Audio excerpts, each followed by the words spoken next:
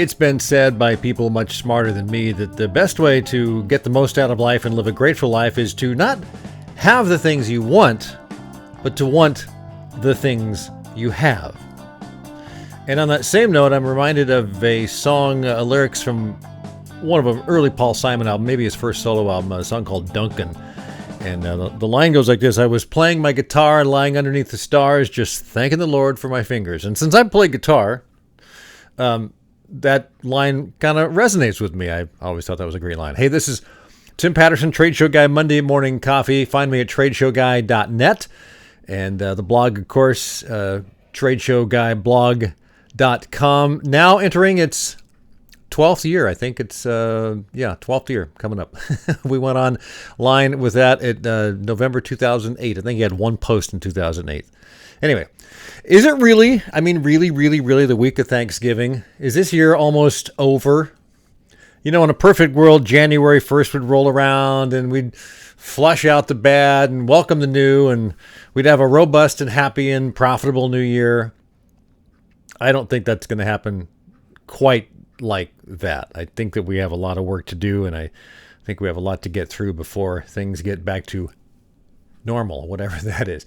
So anyway, I got to thinking about, things I'm thankful for, and I just kind of made a short list. It's not a complete list. It's not a thorough list. It's just a few things. Maybe give you a chance to think about some of the things you're thankful for here in this week of Thanksgiving here in the United States of America. So, I'm always thankful for the basics, the roof over my head, enough income to pay the bills and eat. Always start with the family. Got a great family. I got 3 brothers, 1 older, 2 younger, and lots of nieces and nephews and cousins. And so the family, the nuclear family, the extended family, always thankful for them. My mom is still around. She's in great health. She's 92 this year. I know I think she'll live to be 100. We'll see what happens on that. And of course, friends, a lot of great friends. And I was, every once in a while I think about the friends that I've had for 20 years. And those are kind of like the short-term friends in a sense, although I've made friends since then. But there are a few that go back 40, 45 years, and a couple that go way back to like elementary school that I've been in touch with and been close with over the years. And so that's great to have friends that just go back that far. People that you know them. So very thankful for friends. I don't see a whole lot of them right now this year. We'll FaceTime now and then or Zoom or whatever you want to call it. Phone call. I send postcards to people on occasion just for fun because they're different. And so I'm thankful for all that. I'm also, really thankful. I've always been one of those guys who writes. I write music, although I come and go on that. Back in the 80s, I wrote a lot of songs because I was playing a lot of music. I was in bands, and I had a couple of guitars and an amp and had a cassette recorder. And it's kind of funny, a year or so ago, I went through and digitized all those cassettes and have sort of captured all that music that I wrote back then that I forgot. And I'm listening to it now just to kind of get a feel for what I was doing then. And it's really kind of fun because there are a few gems that stick out. A lot of the stuff is very kind of elementary, and as I'm struggling to figure out what it takes to write a song in the 80s. I didn't write a whole lot in the 90s. I started writing again around 2000 I wrote a lot of stuff in the early 2000s, but not a lot since then. So, it comes and goes. I've written a few songs in the last couple of years, but not a lot. But kind of fun to look back at the songs I've written. So I do that. I work on them. I play them just for fun. So creativity is a really important part I'm very thankful for. I also, if you follow this blog or this podcast at all, you know that I've been working on novels since October of last year. And I've written 3 in various forms of completion. I'm back to the first one because I realized that there's a lot, and I've learned so much. It's just fun. I something we could publish at some point, but there's no rush.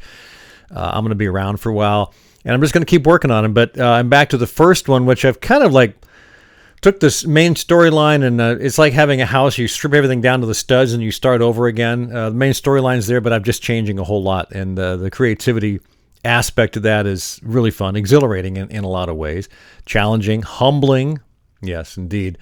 So the ability to create, of course, I also have fun creating. I do a reggae show for a local community station every Monday night from 7 to 9 on KMUZ. It's just a couple hours of great reggae, which is always tons of fun. Now, since March, we haven't had access to the studio because of the restrictions of COVID-19. So I do it at home. I record it, pre-record it, upload it, and they air it.